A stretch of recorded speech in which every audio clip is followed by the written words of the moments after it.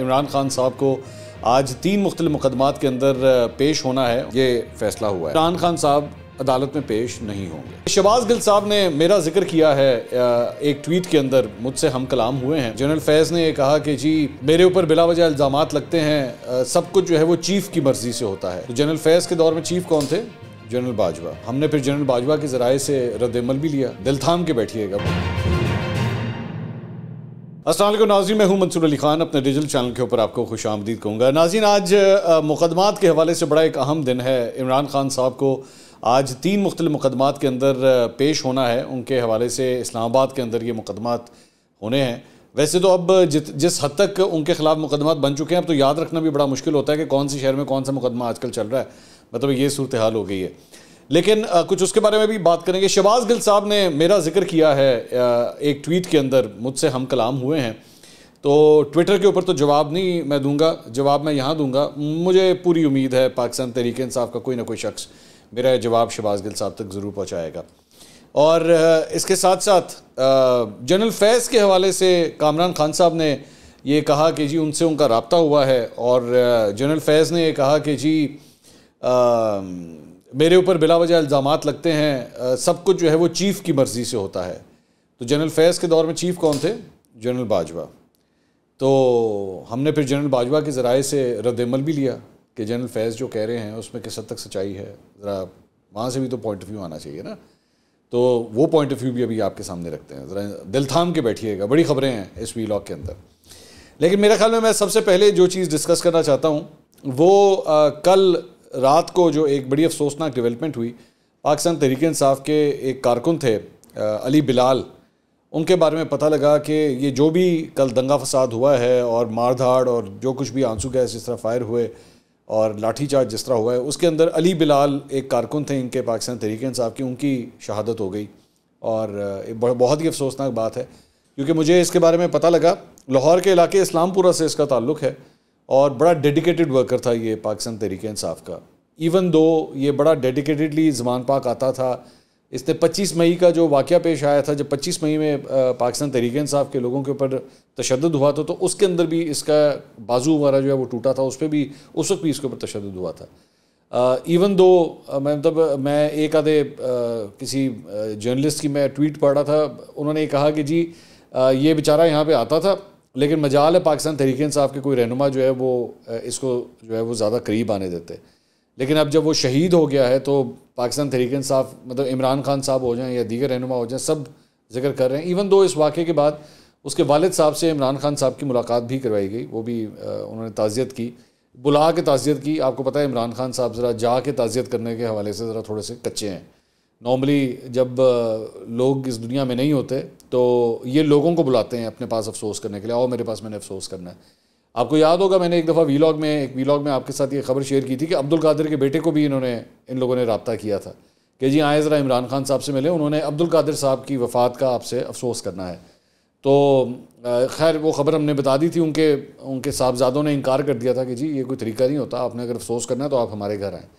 तो बहरहाल इमरान खान साहब के सिक्योरिटी मसाइल भी हैं शायद, जिसकी वजह से वो नहीं जा सके। चले मैं ये एक बेनिफिट ऑफ डाउट इनको इस बात पे दे दूंगा। लेकिन ये अफसोसनाक बात है किसी भी सियासी कारकुन का इस तरह इंतकाल, और वैसे भी बेईमाना किस्म का जो तशद्दुद हुआ है कल पाकिस्तान तहरीक इंसाफ के कारकुनों के ऊपर, इट वॉज शेमफुल। मैं बल्कि let me go to this extent to say कि it was a shameful day for democracy. आप किसी भी सियासी जमात, उसके साथ इख्तलाफ हो सकता है, कोई भी बात हो सकती है, लेकिन उसके ऊपर तशद्दुद, उसके ऊपर लाठी चार्ज, आंसू गैस, जेलें भरना, मैं कभी भी इसके हक़ में नहीं होता। मैं कभी भी इस बात को, इस अमल को सपोर्ट ही नहीं कर सकता। मैंने कंडेम किया इसको, मैंने ट्विटर के ऊपर भी मैंने इसको कंडेम किया। और जिस तरह गिरफ्तारी हुई, एक और फुटेज जो है वो भी सामने आई, वो गाड़ी की फुटेज थी, मैंने वो ट्वीट भी की कि उसके अंदर कुछ ख़वातीन हैं गाड़ी के अंदर और पुलिस वाले जो हैं वो उस गाड़ी के शीशे तोड़ रहे हैं। और उन ख़वातीन ने कहा भी कि अंदर लेडीज़ बैठी हुई हैं, लेकिन पुलिस वाले जो हैं वो मुस्टंडे जो हैं वो फिर भी उन्होंने शीशे वगैरह तोड़े, गाड़ी को नुकसान पहुँचाया। ये गुंडागर्दी है, ये पुलिस गर्दी है, ये रूल ऑफ लॉ नहीं है, ये जो कुछ भी हो रहा था। तो जहाँ पे ये सारा कुछ हुआ वहाँ पे मैंने एक और ये फुटेज थी जिसके अंदर एक पुलिस वाला जो है वो पाकिस्तान तहरीक इंसाफ की किसी वैन के शीशे को तोड़ रहा था। मैंने ये भी ट्वीट किया, ये ट्वीट भी आप स्क्रीन के ऊपर देख सकते हैं। अच्छा, इसके ऊपर शहबाज गिल साहब ने मेरी इस ट्वीट के ऊपर जो है, ये जो अली बिलाल हैं, इनकी तस्वीर वहाँ पे लगा के तो इन्होंने ये ट्वीट मुझे किया। इन्होंने लिखा बस, मैंने उसके ऊपर लिखा हाउ शेमफुल, मैंने इसके ऊपर ये बात कही। अच्छा, तब तक ये पहली बात तो शहबाज गिल साहब ने थोड़ी सी एक डंडी मारी है, और वो ज़ाहिर बात है इस काम के मास्टर हैं। मैंने जब वो तस्वीर जो वीडियो, जो शीशा तोड़ने की जो वीडियो है, जब मैंने ये लगाई थी, ये दोपहर का वाक़या है। दोपहर को 2-3 बजे की बात है जब ये वीडियो आई थी, मैंने तब ये ट्वीट की थी। इस शख्स की, ये जो अली बिलाल है, इसकी शहादत बहुत बाद में हुई है, उसके कई घंटों के बाद हुई है। अच्छा, मैंने उसके ऊपर भी, जो शीशा भी तोड़ा गया, एक शीशा तोड़ने के ऊपर भी मैंने लिखा कि हाउ शेमफुल, और मैंने पंजाब पुलिस को टैग किया उसके अंदर। शहबाज गिल साहब ने जो है उसके ऊपर ट्वीट किया, बस शर्मनाक, मतलब उन्होंने सिर्फ इतना, और उसकी तस्वीर लगाई, बस शर्मनाक। आपके ख्याल में मैं तो मिडिल क्लास से नहीं हूँ, क्या ये अली बिलाल मिडिल क्लास से है, या आपके नज़दीक ये भी काबिल नफ़रत है? वादा है आपसे, कभी आप मुसीबत में हुए तो डट कर साथ खड़े होऊंगा। आप अपना ज़र्फ दिखाएं, हम अपना दिखाएंगे, अल्लाह आपको और मजबूत करे। ये इन्होंने ट्वीट किया। शहबाज गिल साहब, दो चार चीज़ें। आप मिडिल क्लास नहीं हैं। आपको, पहली बात तो आपको मुझसे सर्टिफिकेट लेने की ज़रूरत नहीं है, लेकिन मैं आपको मिडिल क्लास नहीं कंसिडर करता। ये इसमें से बाहर आ जाइए। आप बार बार हर जगह ट्वीट्स के अंदर, प्रेस कॉन्फ्रेंसों के अंदर बार रिपीट करते हैं, मैं मिडिल क्लास। आपको जो खुडे लाइन लगाया हुआ है ना, वो आपके मिडिल क्लास होने की वजह से नहीं लगाया हुआ। Let me make this very clear. आपको पार्टी ने खुडे लाइन इसलिए लगाया हुआ है क्योंकि वो आपकी ज़बान की वजह से परेशान है। ये इसी ज़बान की बुनियाद के ऊपर आपकी तरक्की भी होती रही है। आपकी जिस किस्म के अल्फाज आप इस्तेमाल करते रहे हैं, उस वजह से आपकी पार्टी में आपकी तरक्की भी होती रही है। और अब आपको ये जितने रहनुमा टॉक्सिक समझते हैं और आपको खुडे लाइन उन्होंने लगाया हुआ है, उसकी वजह यह है कि आप उनके लिए अब रेडियो एक्टिव हैं। आपको मौका दिया जाए, आपसे बात की जाए, तो उनके लिए परेशानी बन सकती है। ये आपकी पार्टी आपके साथ कर रही है, मैं नहीं कर रहा। मैं बल्कि इस मौके के ऊपर मैं दोबारा रिपीट करना चाहूँगा कि मैंने पहले भी कहा था, और मैं आज भी आपको ये कह रहा हूँ कि इवन दो आपको पाकिस्तानी टेलीविजन चैनल्स नहीं दिखा रहे ना, मेरा प्लेटफॉर्म फिर भी आपके लिए हाजिर है। मैं एक बहुत छोटा सा, इस पूरी मीडिया इंडस्ट्री के अंदर एक बहुत छोटा सा प्लेयर हूँ। मेरा एक छोटा सा चैनल है, थोड़ी सी फॉलोइंग है। मैं कोई उसके ऊपर, मैं ये नहीं कर रहा मैं बड़ा कोई स्टार है, लेकिन मैं फिर भी आपकी आवाज़ पहुँचाऊँगा। और आपके लीडर इमरान खान के ऊपर जो पाबंदियाँ लगी हैं ना, मैंने ही उसके लिए आवाज़ बुलंद की है। ठीक है। हाँ, अब आपने फरमाया कि जी एक और इसके ऊपर बात, मैंने आपके लीडर के लिए आवाज़ बुलंद की बिल्कुल उसी तरह जब मैंने नवाज शरीफ के लिए की थी। और मैंने उस वक्त भी कहा था कि जिस दिन इमरान खान साहब के साथ होगा मैं आवाज़ बुलंद करूंगा, और मैंने अपना फ़र्ज़ पूरा किया।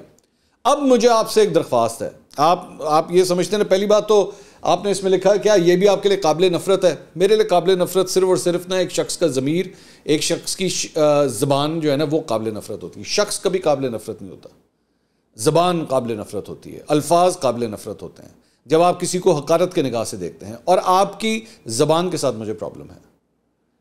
मुझे आपसे कोई प्रॉब्लम नहीं है। आप बसात खुद, ज़ाहिर बात है, आप एक इंसान हैं, आपसे इख्तलाफ हो सकता है। काबिल नफ़रत मैं फिर भी नहीं आपको कहूँगा। हाँ, ज़बान के साथ मुझे ज़रूर प्रॉब्लम है। हाँ, अब आ जाएँ दूसरी बात, आज़ादी इज़हार राय के ऊपर। मैंने कहा कि नवाज शरीफ के लिए भी आवाज़ बुलंद की थी, आपके लीडर के लिए भी की थी। ये जो मैंने ट्वीट किया, हाउ शेमफुल, ये मैंने किया। इवन आप लोगों के साथ ये हो रहा था, मैंने फिर भी किया। लेकिन शहबाज गिल साहब, कसम है आपको इस बात की, बिल्कुल कसम है, अपने दिल के ऊपर हाथ रख के बात कहिएगा। लौंडे लपाड़ों की जो फौज आपके इर्द गिर्द मौजूद है, ठीक है, उनको जरा उठा के उनसे पूछें कि जब ये सब कुछ आपके दौर में नून लीग के साथ होता था, कितनों ने ये लिखा था हाउ शेमफुल? उस वक्त लिखा था किसी ने?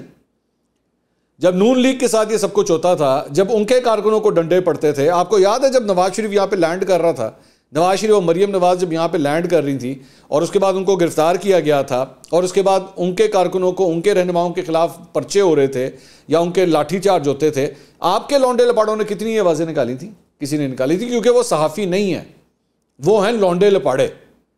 ये फ़र्क है। मैं जहाँ पे ज़्यादती होगी, इर्रिस्पेक्टिव उसका किस सियासी जमात से ताल्लुक़ है, मैंने हमेशा आवाज़ बुलंद की और आज भी करूँगा। और मेरे पिछले 24 घंटे के वीलॉग्स उठा के देख लीजिए, मैंने बार बार यही कहा है कि आप लोगों के साथ ज़्यादती हुई है। और मैंने अभी भी कहा इस वीलॉग के शुरू में कि आप लोगों के साथ ज्यादती हुई है। इससे बढ़ के और क्या बात है कि मैं कह रहा हूं, it's a sad day for democracy. मुझे अपने पसंदीदा एंकरों में से, वो जो खब्बे सजे आप लोगों ने खड़े किए होते हैं इमरान खान साहब के, उनमें से किसी एक का निकाल के दिखा दीजिए कि उन्होंने जब नून लीग के साथ ये सब कुछ हो रहा था तो उसकी मजम्मत की हो। मजाल है कभी की हो? कभी भी नहीं करेंगे आप। फिलहाल मेरे ख्याल में आपके लिए जो सबसे बड़ा चैलेंज है ना, वो ये है, आप अपनी पोजीशन ठीक करें पार्टी के अंदर और अपने पार्टी के रहनुमाओं को कहें कि आपको रिस्पेक्ट देना शुरू करें। अफसोस होता है कि जब सब बोल लेते हैं ना, जब 4-5 बंदे सब बोल लेते हैं, एंड में जाके आपकी बारी आती है। ऐसा नहीं होना चाहिए आपके साथ। आपको शुरू के अंदर ये जगह मिलनी चाहिए। ना मिले हमारे पास आ जाइएगा, हम आपको वो जगह देने के लिए तैयार हैं। आगे चलते हैं। अब आ जाए जनाब, आज इमरान खान साहब के जो मुख्तलिफ केसेस हैं, मुख्तलिफ अदालतों में उनकी पेशी का मामला है। 3 अदालतों में केसेस जो हैं मुकर्रर हैं। तो उस सिलसिले में अभी तक जो आखिरी इतलात आई हैं, अभी उस वक्त तक तो ये है कि इमरान खान साहब अदालत में पेश नहीं होंगे। ठीक है, ये फैसला हुआ है अभी तक। तो सिक्योरिटी खदशात की बुनियाद के ऊपर जो है वो इस्तिस्ना जो है वो मांगा जाएगा केसेस के अंदर। ये हमारे पास आखिरी इतलात है। और एक तो इंसदाद दहशत गर्दी अदालत में थाना समझानी का केस है, वो मुकर्रर है। उनके खिलाफ कचहरी में खातून जज को धमकाने का केस मुकर्रर है। और इस्लामाबाद हाई कोर्ट में इक़दाम कत्ल का केस जो है वो है। तो इमरान खान साहब जो है की लीगल टीम पहले इंसदाद दहशत गर्दी अदालत, फिर कचहरी जाएगी। और इस्लामाबाद हाई कोर्ट में जो केस है उसकी समाअत 3 बजे है। तो अभी तक की इतलात के मुताबिक इमरान खान साहब इज़ नॉट गोइंग एनीवेयर। तो एक खबर जो है वो ये है। अच्छा, इसके अलावा इस्लामाबाद हाई कोर्ट ने मुबैना बेटी के जो वो मामला था कागजात नामजदगी में ज़ाहिर ना करने का, उस सिलसिले में आज जो है उस एक मुतफर्रिक दरख्वास्त है उसको भी समाअत के लिए मुकर्रर किया। उसमें इमरान खान साहब का जाना ज़रूरी नहीं है, लेकिन ये केस उन्हीं से रिलेटेड है, तो उसकी भी समाअत जो है वो आज होनी है। चीफ जस्टिस आमिर फारूक की सरबराही में जो है लार्जर बेंच ने इस केस की समाअत करनी है। तो एक मामला जो है वो ये है। इसके अलावा एक और ख़बर ये है कि जनाब नैब की टीम जो है वो इमरान खान साहब के ख़िलाफ़ तोशाखाना केस के अंदर जो है वो शवाहिद जमा करने के लिए दुबई जा पहुंची है। और 4 रुकनी टीम जो है वो उमर फारूक ज़हूर, जिसने ये घड़ी ख़रीदी हुई है और अभी इस वक्त उसके पास है, उससे मुलाकात की है। और उसमें जो है वो नैब की सरबराही में डॉक्टर रिजवान अहमद ने जो है उससे जाके मुलाकात की है। घड़ी ख़रीदने वाले उमर फारूक ज़हूर कीमती घड़ी नैब को दिखाने कौंसल खाने लेकर आए। वो कौंसल खाने आए थे दुबई में। नैब टीम ने घड़ी की असल होने की तस्दीक करने वाले स्टोर का भी दौरा किया और स्टोर मैनेजर ने तस्दीक की कि इस अनमोल घड़ी की कीमत का तयन नहीं किया जा सकता क्योंकि इतनी एक्सपेंसिव है। उमर फारूक ज़हूर ने घड़ी के साथ ख़रीदी तमाम अशिया की रसीदें और दीगर शवाहिद नैब को दिए। उन्होंने सबूत फराहम करने के बाद दस्तावेज़ात पर दस्तखत भी किए। इस्लामाबाद में आज से टाइम के मालिक शफीक भी तस्दीक कर चुके हैं कि तोशाखाने में घड़ी की जमा रसीद जाली थी। नायब ज़राए ने तस्दीक की है। शफीक का बयान भी जो है वो रिकॉर्ड कर लिया गया है। वो सुना है कि वो भी उधर दुबई वाली साइड के उधर ही है। तो ये जनाब एक मामला जो है वो ये है। इसके अलावा एक और ख़बर ये है कि जनाब अबराज ग्रुप के बानी आरिफ नकवी की अमेरिका हवालगी रुकवाने की आखिरी कोशिश भी जो है वो नाकाम हो गई। ये आरिफ नकवी वही है वुटन क्रिकेट क्लब वाला जिसके पैसे जो है वो इधर आए थे इमरान खान साहब के मामले में। तो ये इसको बेसिकली एक्स्ट्राडाइट करने के लिए अमेरिका ने जो है दरख्वास्त की हुई है, लेकिन ये बरतानिया के अंदर है और ये हर मुमकिन कोशिश करता रहा है कि इसको एक्स्ट्राडाइट ना किया जाए, इसको ना भेजा जाए यहाँ से। तो इसकी आखिरी कोशिश थी अदालत से, वो कोशिश भी जो है अब नाकाम हो गई है। लंदन हाई कोर्ट ने मुल्क बदरी के फैसले के खिलाफ अदालती जायजे की इजाज़त देने से इनकार कर दिया है। आरिफ नकवी के अमेरिका में फ़्रॉड के इल्ज़ाम पर 300 बरस की सज़ा जो है उसे हो सकती है। तो मनी लॉन्ड्रिंग के और फ्रॉड के 16 इल्ज़ाम हैं इस आरिफ नकवी के ऊपर। तो एक जनाब मामला ये है। इसके अलावा एक और ख़बर जो है वो ये है, हमने आपको पिछले व्लॉग में बताया था कि इमरान खान साहब के वकला ने 3 मुकदमात में हिफाजती ज़मानत जो है वो पहले जमा करवाई थी, फिर वो वापस ले ली थी। ये हमने आपको अपडेट दी थी। उसकी वजह क्या बनी है वो बड़ी इंटरेस्टिंग है, वो हम आपको सुनाते हैं। वो मामला ये था कि लाहौर हाई कोर्ट में एडिशनल रजिस्ट्रार और पीटीआई रहनुमाओं में बड़ी दिलचस्प वहाँ पे बातचीत हुई। एडिशनल रजिस्ट्रार ने कहा कि हिफाजती ज़मानत का ये असूल है कि अगर आपने ये लेना है तो जिसके लिए हिफाजती ज़मानत आप ले रहे हैं उसे खुद बज़ाते खुद जो है यहाँ पे मौजूद होना चाहिए। तो तमाम जजेस जो हैं वो घर जा चुके हैं। हाँ, आपकी दरख्वास्तों के लिए जजेस जो है वापस भी आ जाएंगे, लेकिन पहले आप इमरान खान साहब को यहाँ पे लेकर आएँ, उनका यहाँ पे आना ज़रूरी है। तो उन्होंने कहा कि जी पहले भी आपने दरख्वास्तें मुकर्रर करवा कर इमरान खान को पेश नहीं किया था, तो इस मरतबा ये नहीं होगा।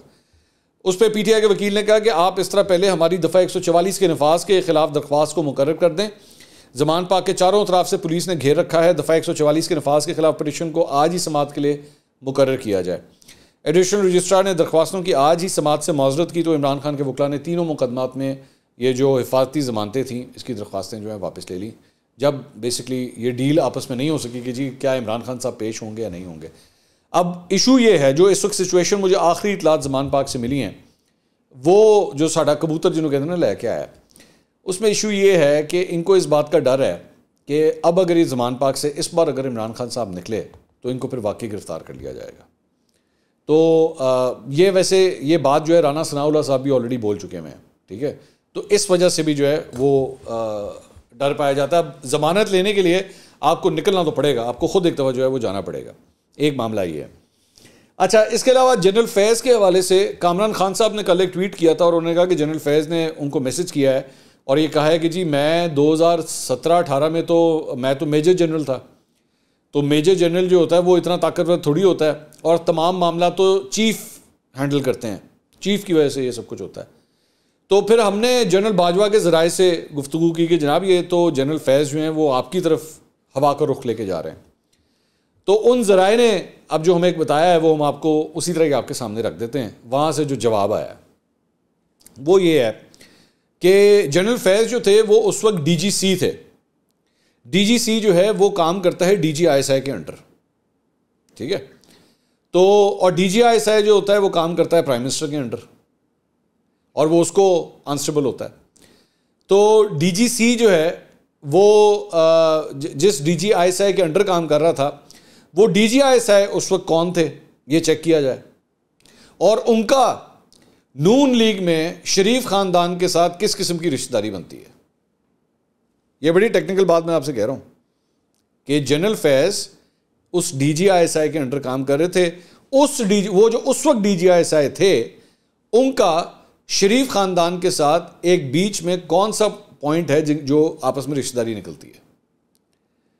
तो ये जवाब जो है वो आगे से आया है।